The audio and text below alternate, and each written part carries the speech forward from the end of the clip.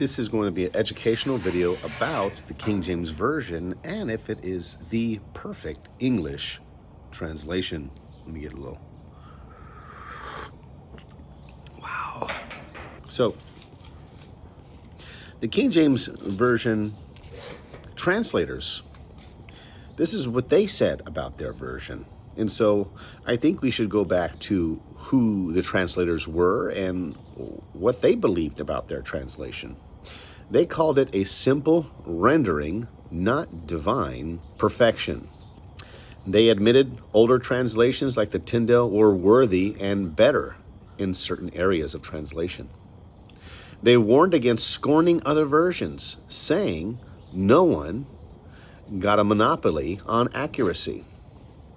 Said revisions are ongoing, implying their work needs fixing later. That's why the King James Version was revived many times until they came up with the New King James Version.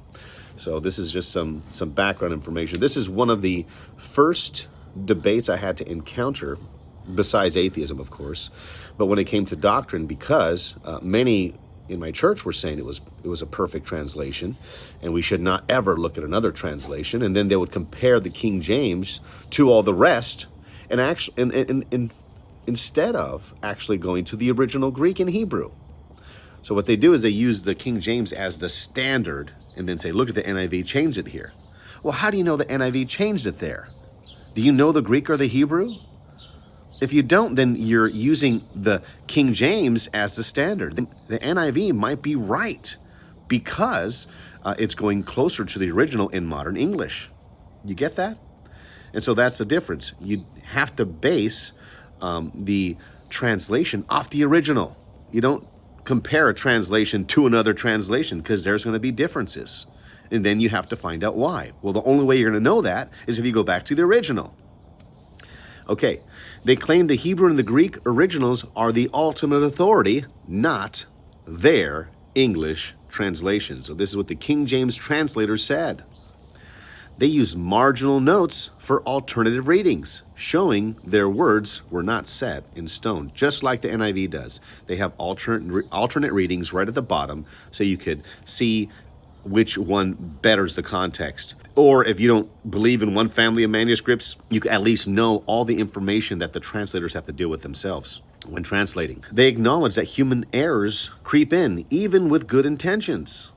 Even with good intentions. They stress it's a tool for common folk, not some sacred final word. They're talking about their own translation, okay? They didn't claim inspiration from God for the translation itself. They ended by deferring to scholars for improvements over time. I know a number of errors in the King James Version. I'll just name you two. Romans 9:5. That is not a good translation of the Bible.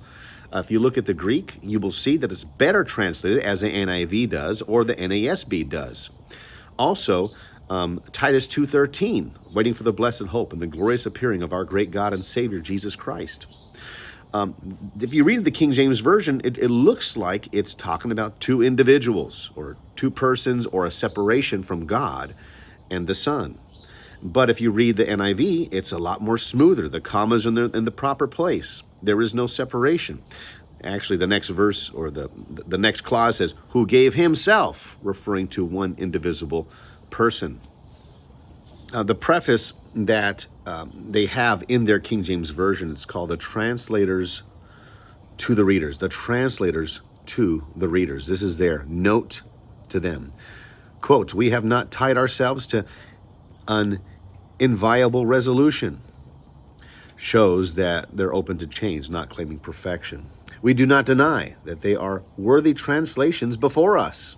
Again, praising Tyndale, so that's their quote there. Another quote, let no man condemn another man's labor. Warning against ditching rival versions like they're trash or something, right?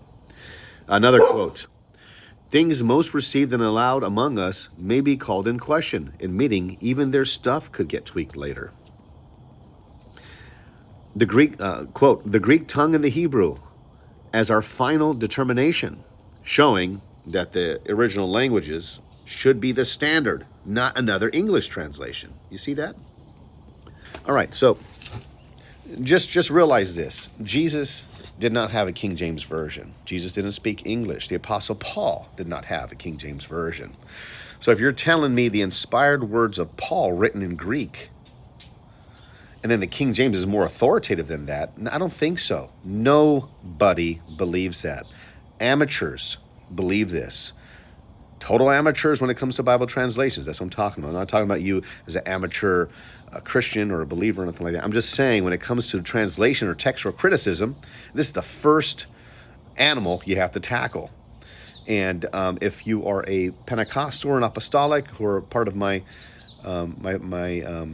followers, well, David K. Bernard and Daniel Seagraves are scholars in the Pentecostal oneness community and apostolic, and they do not believe the King James Version is the most accurate translation of the Bible.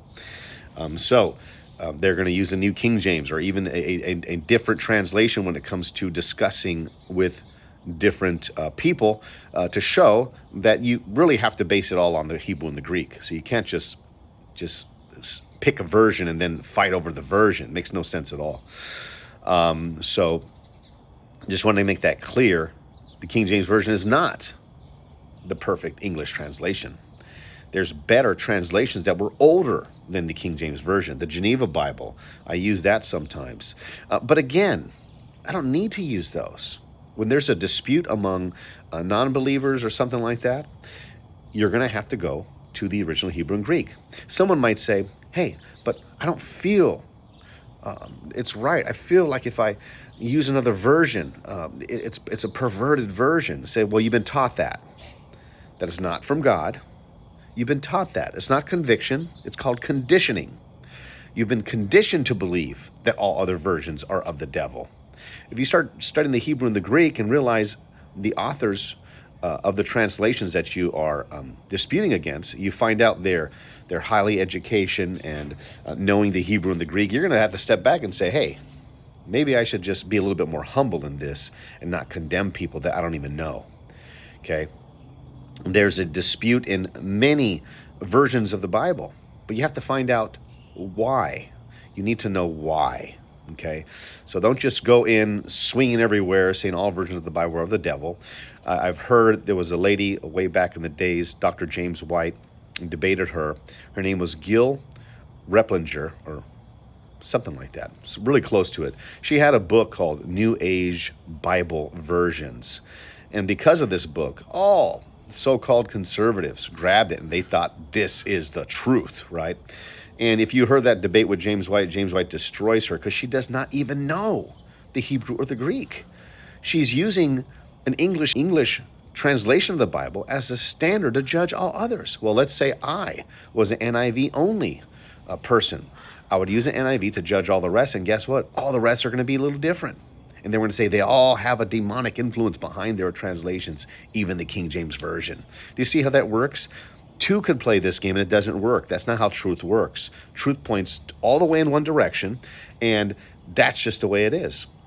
You can't use one argument against a group, and then if they could use it against you, then somebody's wrong here. Well, they're both wrong because the Hebrew and the Greek is the original that we should be critiquing English versions from. If you're not willing to do the homework, I don't care what conviction you have, you're uneducated, you need to familiarize yourself with this topic ASAP, because you might be sending people astray and making people call other people demons for no reason.